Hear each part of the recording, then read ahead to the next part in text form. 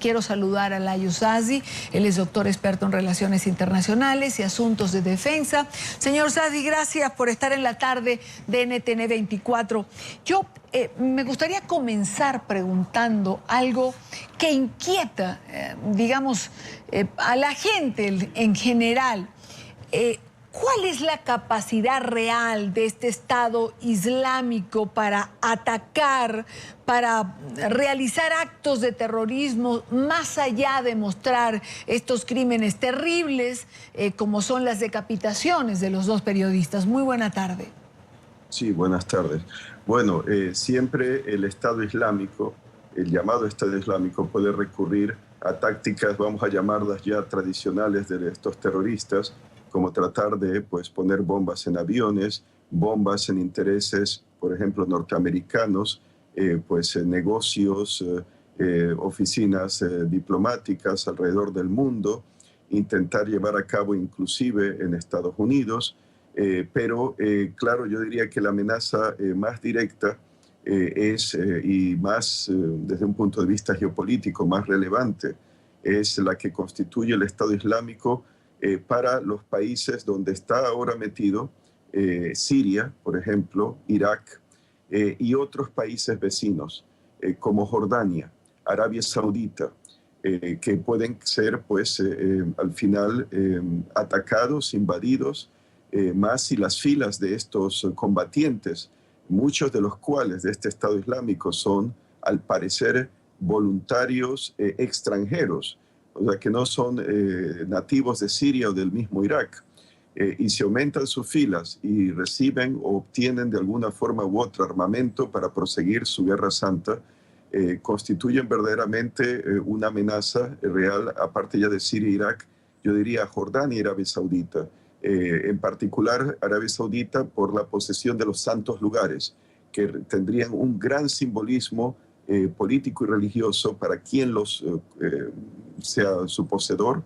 Y esto no digo de que hayan ahora indicios de que el Estado Islámico pretende invadir Arabia Saudita, pero podría ser un plan del futuro. Y en el caso de Jordania, como un trampolín para de allí atacar a Israel a través de Palestina y obtener control del otro santo lugar para el Islam, que es Jerusalén.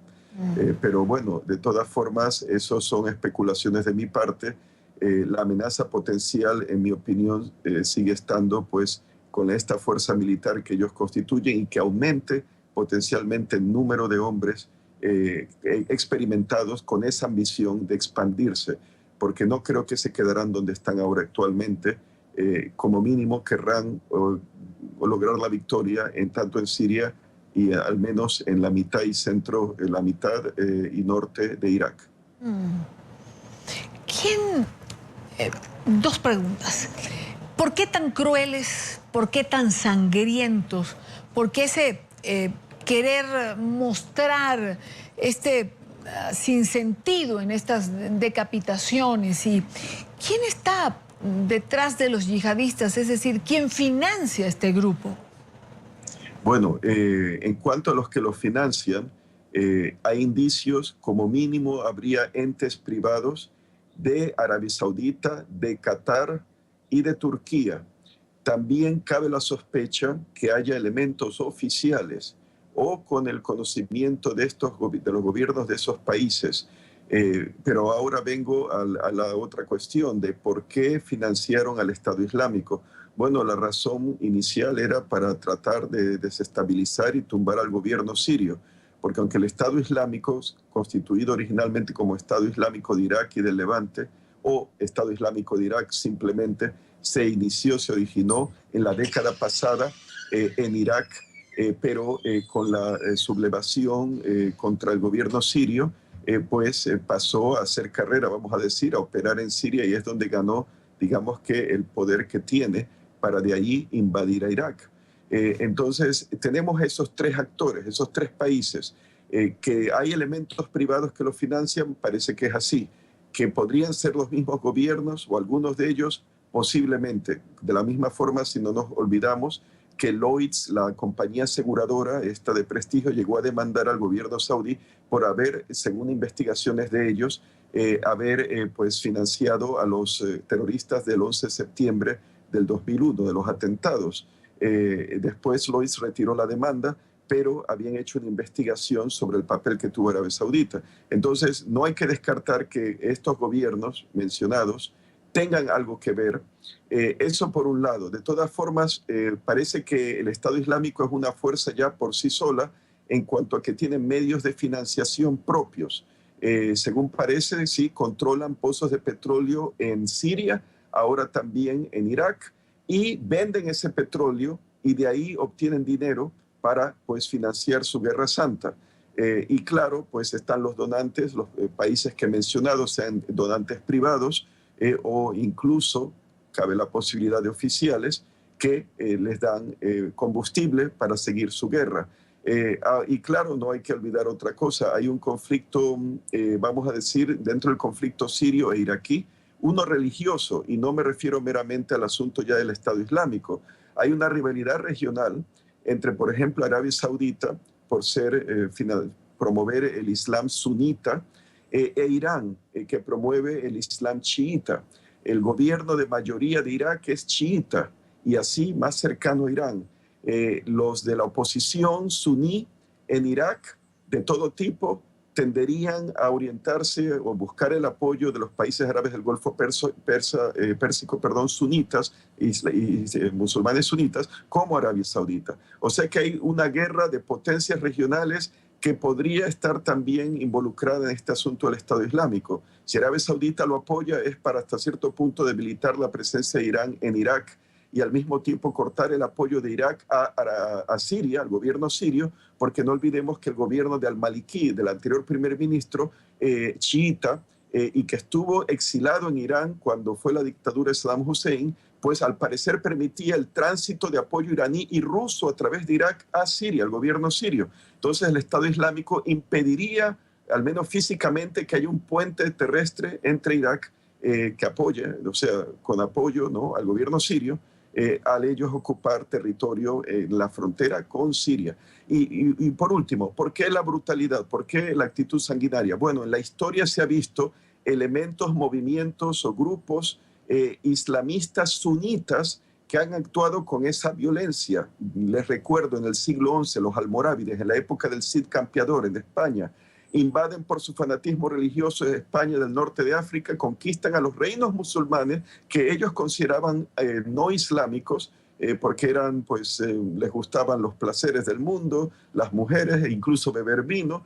Entonces fueron incluso también a conquistar a los reinos cristianos. En la batalla de Uclés, que derrotaron a los castellanos, hicieron, se dice, según las crónicas, montículos de cabezas de los cautivos y de los muertos cristianos, y encima empezaron a llamar a la oración desde esos montículos. O incluso, no nos vayamos pues a España en el siglo XI, los almohades, otro movimiento que surge en el norte de África, fanático religioso, sunita, islamista, en el siglo XII. O incluso turcos, una tribu turca del sur de Afganistán, que en el siglo XII, pues, atacó la Universidad de Nalanda, que acaba de ser reabierta después de haber sido destruida en el siglo XII por estos turcos fanáticos, y estos asesinaron a los monjes budistas de la universidad, quemándolos vivos o decapitándolos, quemando también la biblioteca. Ahí pueden ver el fanatismo, que aunque hayan pasado siglos, esto del Estado Islámico o los talibán en Afganistán siguen usando esas prácticas brutales porque es parte de su forma radical y extremista del Islam sunita. Sí. Ahora, señor Sazdi, una última pregunta. ¿Constituyen una amenaza real para Inglaterra, Estados Unidos? El primer ministro David Cameron elevó el alerta por información que pudiera estar manejando. ¿Son amenaza real aquí para los Estados Unidos, dada la proximidad del 11 de septiembre, por ejemplo? Bueno, siempre habrá una amenaza real para Estados Unidos, porque siempre habrá grupos terroristas ligados a Al-Qaeda o no, que por odio a Estados Unidos y por lo que representa, ¿no?, pues en la lucha contra el terrorismo, apoyo a Israel, apoyo a gobiernos como el de Jordania, ¿no?, Arabia Saudita, aliados de Estados Unidos, quieran atentar contra Washington.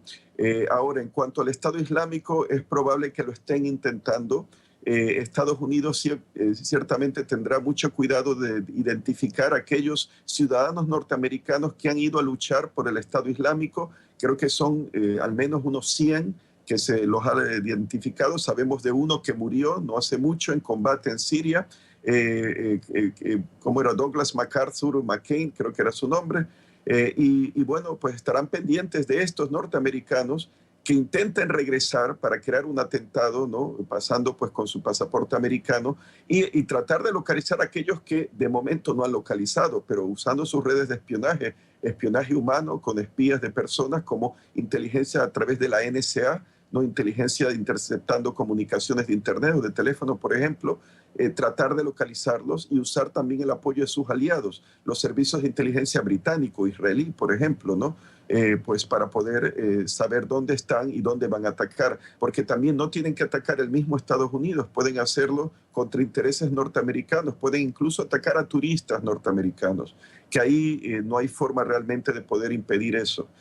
Así que es una situación muy difícil, pero mucho grado posible en lo tecnológico y en lo humano para poder tratar de proteger a Estados Unidos de futuros ataques que ciertamente los intentos los habrá. O sea, eso cabe esperarlo. Quiero darle las gracias a Layo Sazdi, doctor experto en Relaciones Internacionales y Asuntos de Defensa. Doctor Sazdi, gracias por estar con nosotros en NTN.